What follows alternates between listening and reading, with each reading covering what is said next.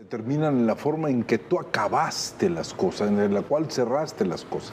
Es muy interesante, maestro. Llegado el 5.º año, que se empiezan a medir las cosas en días, es interesantísimo. Empieza a cambiar el lenguaje de los seres que están en el poder. El lenguaje empieza a tener modificaciones. La primera, el lenguaje se vuelve melancólico, empiezan a recordar cosas, empiezan a establecer relaciones con aquellas cosas que hicieron, segundos, se empiezan a hacer una serie de mediciones absolutamente impresionistas, lo que me faltó por hacer, lo que podríamos haber hecho, en un lenguaje absolutamente nostálgico. Y la tercera cosa que se plantea con el lenguaje es, al fin de cuentas, la necesidad de ser recordado. Hay 4 miedos que al género masculino lo toman de la mano. El miedo al abandono, el miedo a la exclusión, el miedo a no ser autosuficiente y el miedo a no ser recordado, o sea, al olvido, maestro.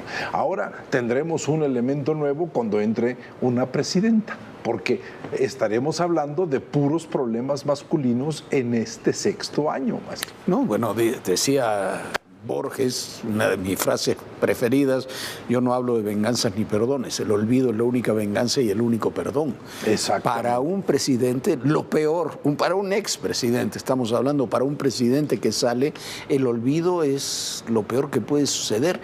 Y por eso también hay tanta insistencia, por ejemplo, la llamada Cuarta Transformación, de darle una continuidad histórica al proceso que trascienda al presidente López Obrador, que quién sabe el quién llegue, histórico en sí mismo está al poder, clavado a la mitad, ¿eh? ¿Quién sabe quién llega al poder, hasta qué medida lo mantiene? Seguramente políticamente sí, ideológicamente probablemente sí, pero siempre llega, cuando llega un nuevo presidente o una nueva presidenta, como probablemente tendremos el 1 de octubre del año próximo, las cosas cambian. Las cosas son totalmente diferentes. Irremediablemente. Sí, maestro, yo quisiera, si nos vamos para atrás, yo recuerdo Díaz Ordaz, no recuerdo a López Mateos, porque éramos demasiado pequeños, ¿sí? Recuerdo Díaz Ordaz, y lo que tiene Díaz Ordaz es el peso enorme del 68 encima,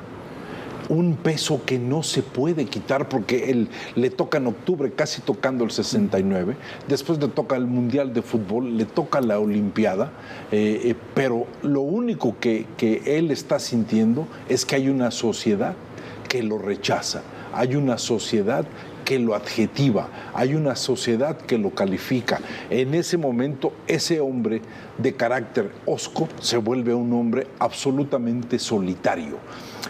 Su manejo de la Embajada de España fue absolutamente... Lo abandona hasta Irma Serrano. Es que, maestro... Suena feo, pero es verdad, pero claro. Es un hombre absolutamente aislado. Es un hombre...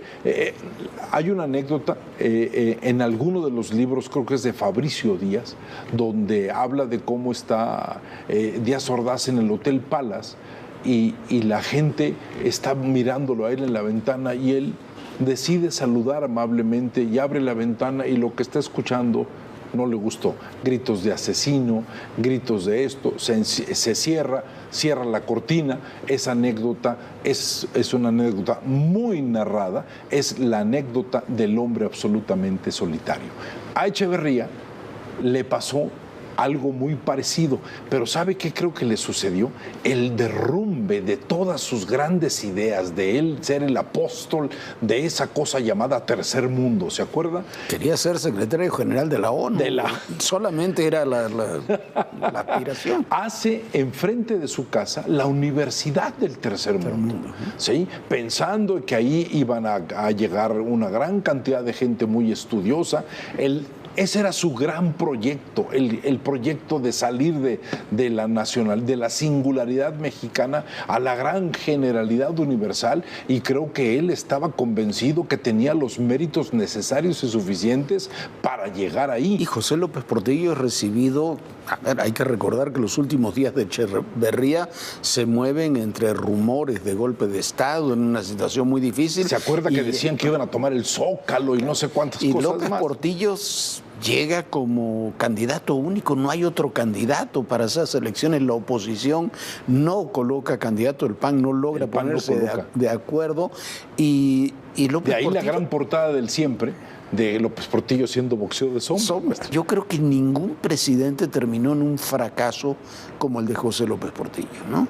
La nacionalización bancaria, bueno, la expropiación bancaria en realidad, el derrumbe del peso, el derrumbe del mercado petrolero, de la vida política nacional, de su imagen personal y familiar. El derrumbe de su gabinete. Claro. Tenía un gran gabinete con grandes personalidades, con gente muy estudiada. Estaba Silva Herzog padre, estaba Jesús Reyes Heroles, estaba... Silva Herzog hijo. El papá de Silva Herzog Márquez. Sí, le decían el negro, pero... pero el diamante negro. Era un hombre verdaderamente... Era muy buen gabinete. Muy buen gabinete y con personal.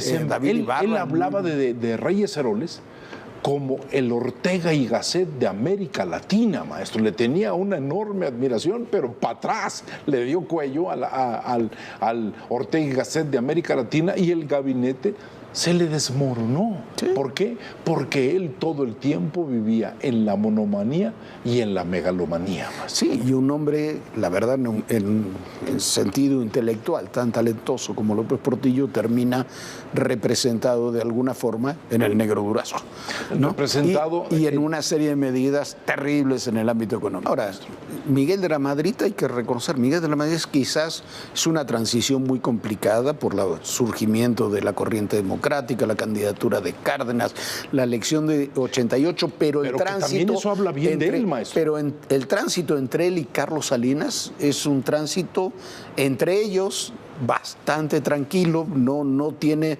las vicisitudes que vimos después entre otros presidentes, ¿no? Pero también tiene cosas diferentes. Es el primer presidente que se atreve a hacer esta pasarela de 5 o 6 candidatos, donde estaban del Mazo padre, estaba Manuel Bartlett, estaba Carlos Salinas de Gortari, Ramón Aguirre, Sergio García Ramírez.